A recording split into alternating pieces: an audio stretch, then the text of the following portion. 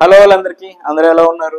మీలో ఎంతమందికి పళ్ళు కొన్నిసార్లు ఉండాల్సిన సైజులో కంటే పెద్దగా అవ్వడం, లేదా మనకి చూస్తుంటే మరింత స్పష్టంగా కాకపోయినా అది 2, 3 పళ్ళు కలిపి ఉన్నాయేమో, లేదంటే ఒక పన్నేనా లేదా 2 పళ్ళు అనేవి కన్ఫ్యూజ్ అవుతుంటారా?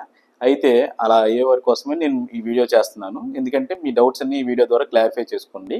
నేను మీ doctor Vajrala Sasidhar, paediatric and preventive dentist from modern smile dental hospital, Gollapudi, Vijayawada.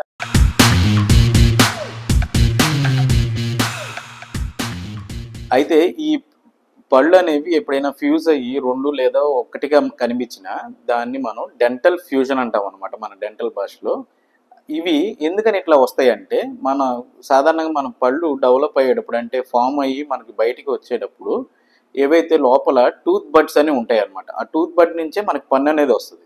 అయితే ఈ క్రమంలో పక్కపక్కన ఉన్న టూత్ బడ్స్ కొన్నిసార్లు ఫ్యూజన్ అనేది జరుగుతూ ఉంటుంది. అంటే ఇవి జన్యు లోపాల వల్ల కానీ, కొన్నిసార్లు స్వతహాగా మన బాడీలో వచ్చే జెనెటిక్ చేంజెస్ వల్ల కానీ ఇది అయ్యే ఛాన్సెస్ ఉంటుంది. ఈ ఫ్యూజ్డ్ టీత్ అనేవి, అంటే డెంటల్ ఫ్యూజన్ అనేది ఏవైతే ఉందో అవి నార్మల్గా కాకుండా కొద్దిగా పెద్దగా కనిపిస్తాయి అనమాట. అయితే ఇలాగా పెద్దగా కనిపించే పళ్ళు ఇంకొక రకం కూడా ఉంది, దాన్ని జెమినేషన్ అంటాము. అది ఇంకొక వీడియోలో డిస్కస్ చేద్దాము.